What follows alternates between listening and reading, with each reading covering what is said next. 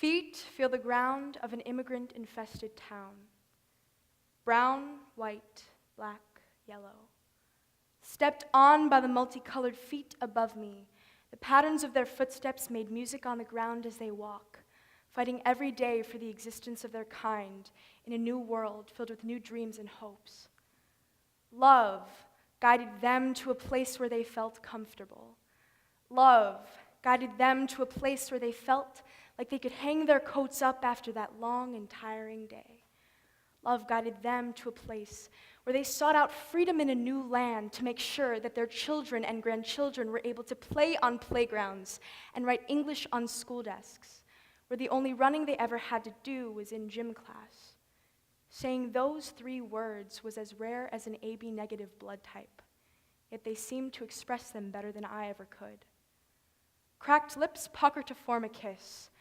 Clammy hands slide to create one bodily formation.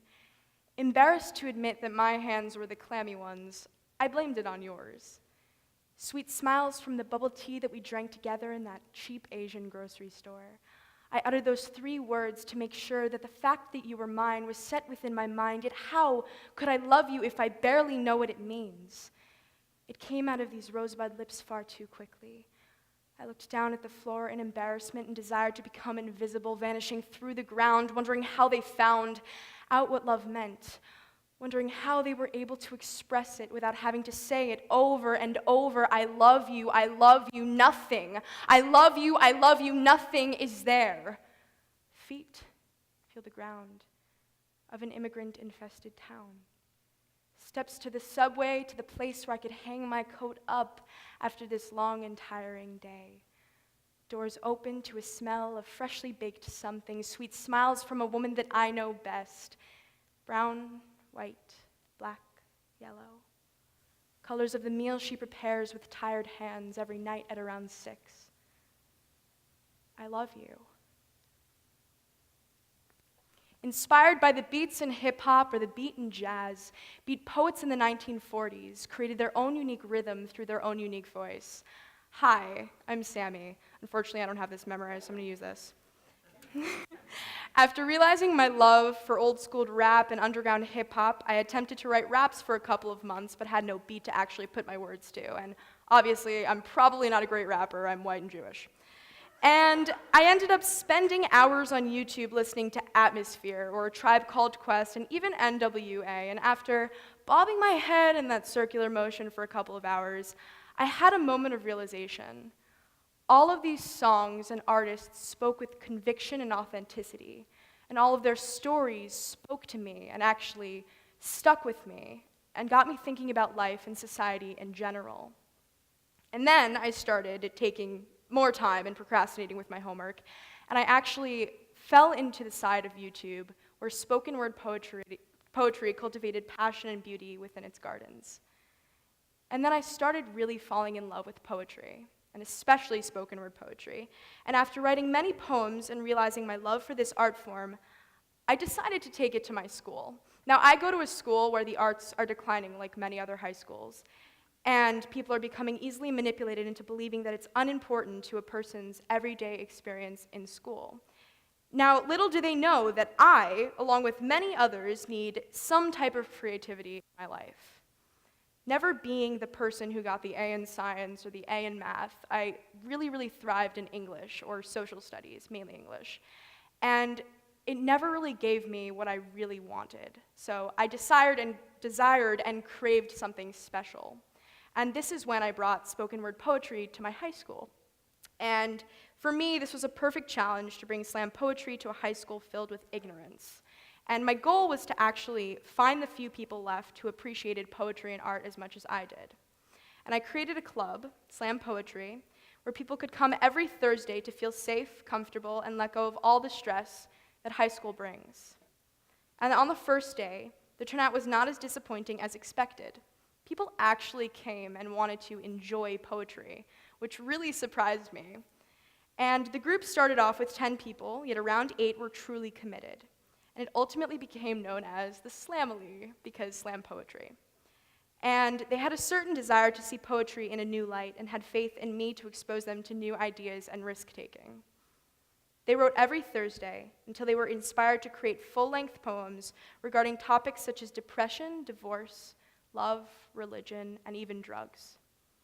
And one day, I took a leap of faith and asked each and every one of them if they would be willing to actually do a flash mob in the school cafeteria. And not the kind of flash mob that involves like dancing in a High School Musical and like singing, but a flash mob that actually is poetry-based, getting up on tables and telling your stories. And surprisingly, they were all really, really excited about it and really accepting and kind of trusted me. And on a Thursday, we decided to get up on the tables and just surprise everyone in the cafeteria. Now, you can obviously imagine their reactions. They were like, what is this? Like, they're obviously like getting the table really dirty right now, and like, I really don't want to do this. So we went up there and we just did it, and it was literally the craziest moment of my life. And I think that it was really, really changing to the environment that we've been stuck in at my school. And so we defied all social norms, and people were really excited and accepting, and it ranged from utter excitement and joy to obviously like, what is she doing? And so unfortunately, I don't have an actual video of the flash mob, but I do have 3 people with me here today from the group, and I want to show you their final products and what we've been trying to work on all year. And it's become a truly amazing experience for me, Smriti, Sophie, and Joe, and they're going to all come out now.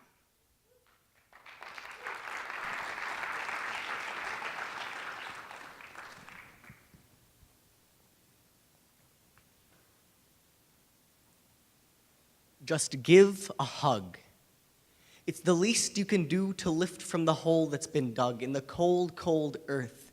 Self-esteem quicksand, questioning if there's any worth in pointless existence. The gap between mind and body, life and reason is too great a distance, purposeless atoms so small.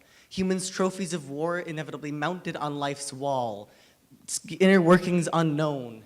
Gears that plague the soul like cuts down to the bone, bone that one can't see, skeletal structures splendid enough to have been designed by divinity. But there's none to be found, just words of reassurance and fairy tales about the time we're not around. Stuck in the spider web of that undivine creation, life is the chew toy of our mental mastication. Blackout shades facilitate self-hibernation, prevent the brain from leaving that rotten synaptic station. So on and on we plod, living listless lives, dreaming the face of a faceless God. Psychosomatic allergies to the twine let down, and the hands that connect it to those fools' crowns, feet that connect it to slain mockingbird town, decide to slip away and in the pit drown. Animals look down below in disgust upon the one buried deep in earth's crust. Scale of judgment descends us unjust, want to do what we can, but can't do what we must. So let down some rope, or any object that can help us grasp life with hope. Climb up from the ravine. Embrace elevating the afflicted human being. Sometimes a hug is all you need. Try to snap, make it an experience.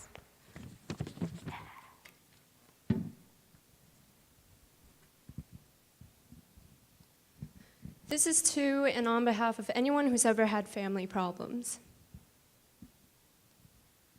I've seen my parents hold knives in their fists, facing each other in that defensive warrior stance.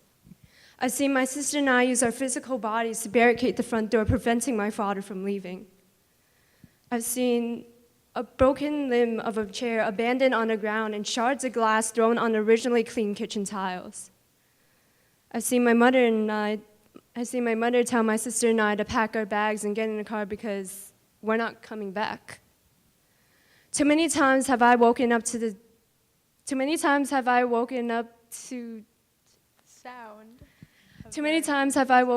sound of these interminable fights. Too many times have I caressed their eardrums with Too many times have I let my own voice caress their eardrums, telling them to stop. I've seen so many tears and listened to so many screams at the point of every time I hear the word parents, I think pain. But you know, I've also seen laughter and care in this one shipwreck family. My parents, they have brought up the topic of divorce on several occasions. Maybe in the past I would have broken down on the spot if I even heard them mutter the word. But I've come to realize that no matter how much hatred is shown, there's still that tinge of love that keeps their marriage and this family together. There's still that lifeless voice in the back of my head telling me, have hope. Even if that hope is hanging by a thread so thin that it may snap with the passing of a breeze, have hope. The ship carries many holes and wounds where salt water leaks through and into the ship with every second that passes. But as much as the ship is in complete ruins, and as much as the ship is a completely hopeless seeming mess, someone always comes along to clear the water and alleviate this pain. No matter how old and terrible the ship is, it will never sink.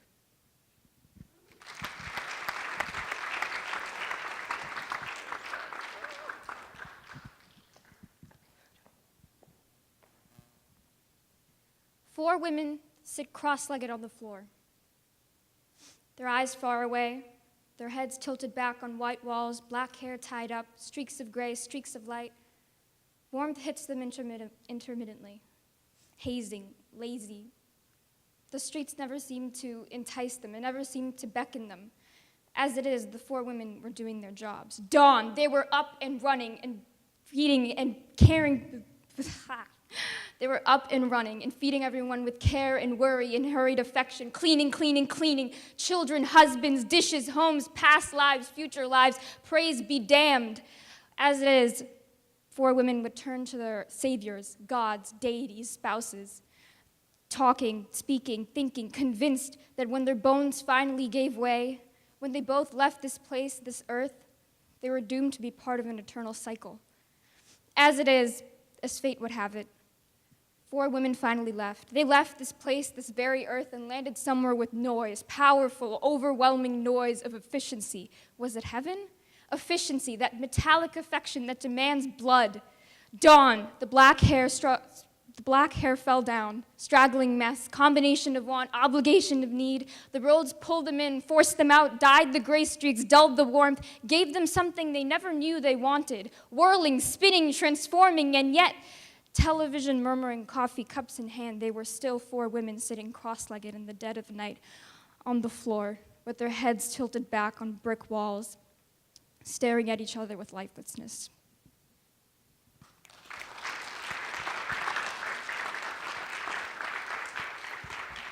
So this is really about them, and I think that they were a little nervous because this is like a TED Talk, and it's really legit, and so they've only really done this in front of me or their other club members. There's about 8 of them. And I just want to show you how actually young they are, so let's go around and say a little bit something about ourselves. Hi, I'm Joseph Benomar. I'm 15 years old, and I am but a shadow of the word. Hi, I'm Smriti Karwa. I'm 16 years old, and I am but the shadow of a word. Hello, my name is Sophia Zhang, and I'm 16, and I am but a shadow of the world. Thank you.